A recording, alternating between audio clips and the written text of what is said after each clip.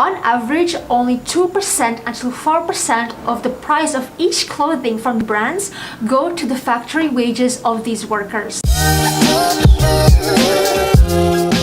Do you have a passion for fashion? Welcome back to Zevaulia. In this video, let us discuss further about the fashion industry. As we know, the fashion industry is problematic. Not only is it industrially problematic, but it is also environmentally and socially problematic. To put into perspective, 700 billion garments of clothes are produced every single year. Women, we spend 7 times more of our money on fashion and its accessories than men. Yes, 7 times more, and that is not really good.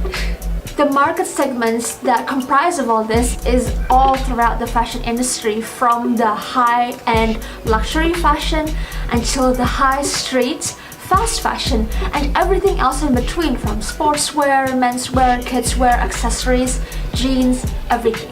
A recent study was conducted by the Ellen MacArthur Foundation. They have estimated that there is an equivalent of 1 garbage truck full of textiles that is dumped every second to our landfills or burned. Approximately 500 billion USD of value is wasted because of clothes that are barely worn and not recycled. Clothes release 500,000 tons of microfibers into our oceans, and this is equivalent to more than 50 billion plastic bottles. If you haven't watched my previous video on plastic waste and its impacts already, you better check it out.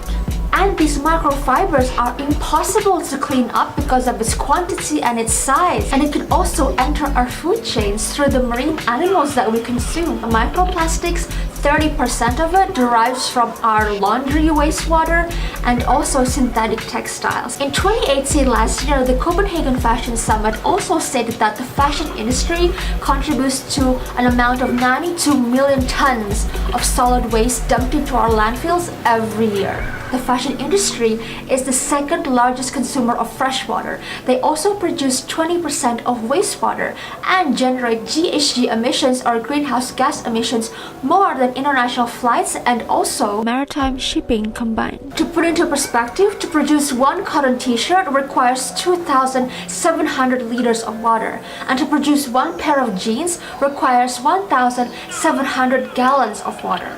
And to dye fabric, it requires 1.3 trillion gallons of water every year. No wonder the fashion industry is the #1 industry that pollutes our fresh water. Now, what do us millennials and also Gen Zs think in general about sustainable fashion and sustainable purchasing? Well, a college in New York called LIM College, they are a college that focuses on business and fashion. They did consumer insight research, and in this research, they stated that Gen Zs and also millennials don't really put sustainability high on their consideration list when they shop, unfortunately.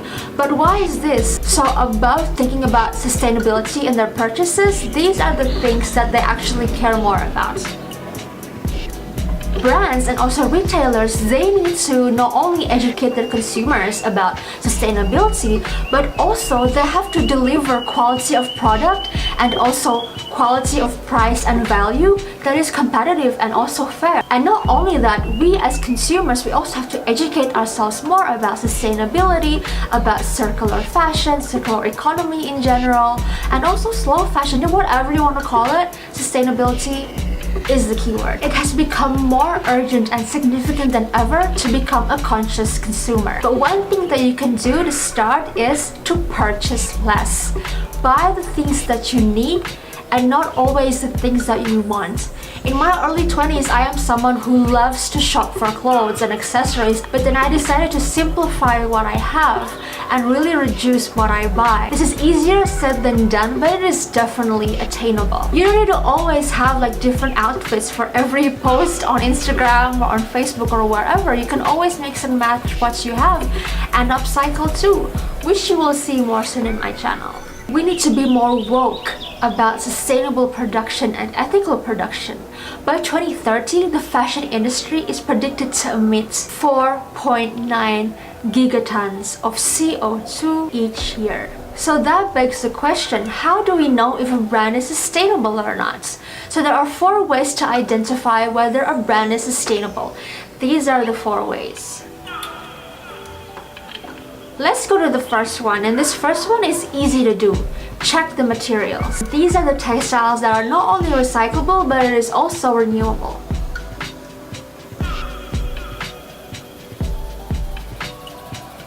Now let's talk about natural dyes. We can get natural dyes from these things right here. However, these things aren't suitable for the mass market because why? Everybody wants to have different colored clothes, right? These textile dyes are usually very toxic.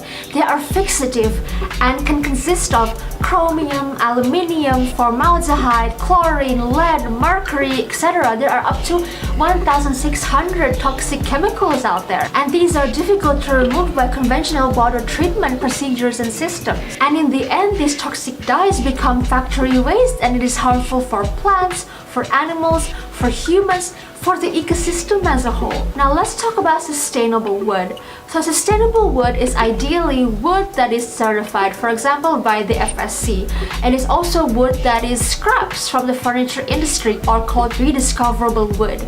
It could also be from bamboos or pine trees, for example, that are very easy and fast to produce. Now let's talk about sustainable leather. So there are 2 sides in this, not everybody agrees. So the first side is using recyclable leather. So these leather are byproducts from the meat and also fishery industries.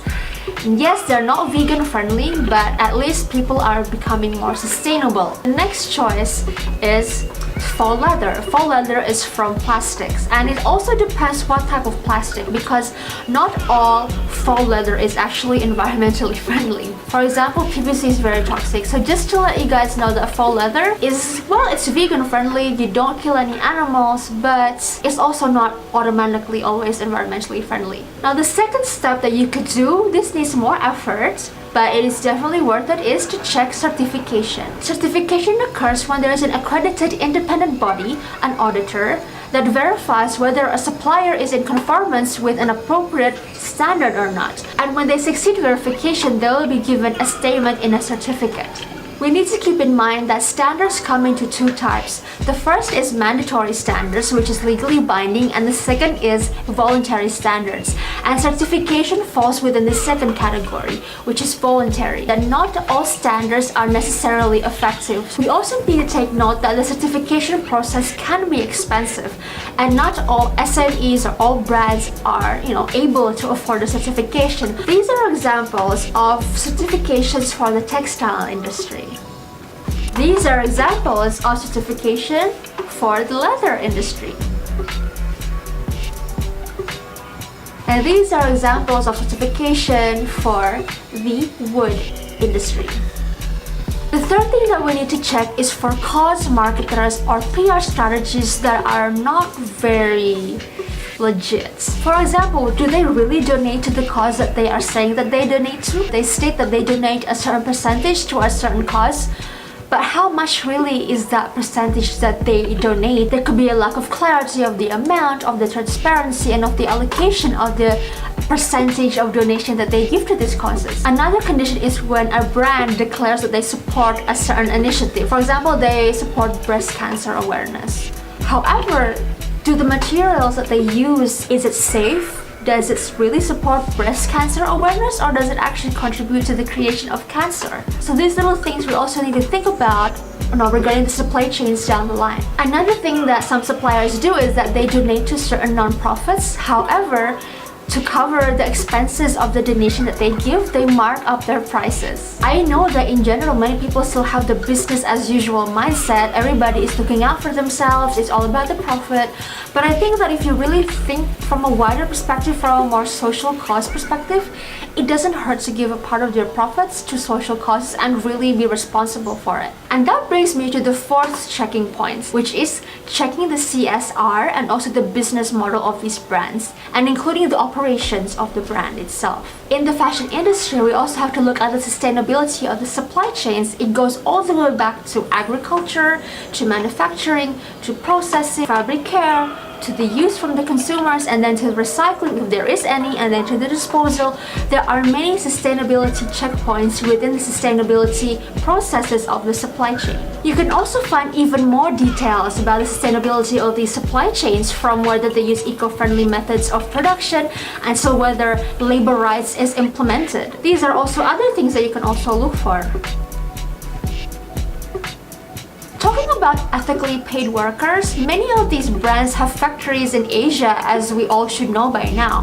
Why? To increase profit margins, because workers in Asia are paid much more less in general, and also to even invade environmental regulations that are maybe not as tight. Deloitte, through its Deloitte Access Economics in October 2017 last year, released a report for Oxfam Australia, and they stated that the employees of Australian brands that have factories in Asia, their wages are lower than the living costs of these countries. As an estimation, for Bangladesh, it is 76% lower. For India, it is 41% lower.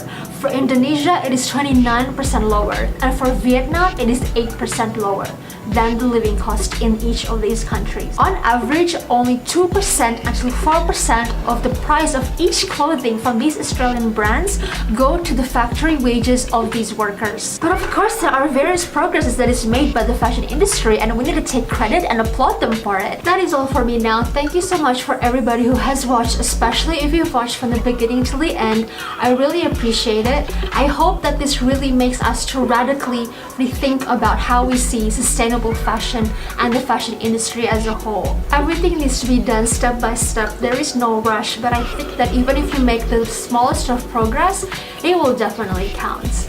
I'm still very positive that we are on a better step towards a more sustainable future, but of course, this requires a lot of help, not only from me, but also from you. See you in the next video.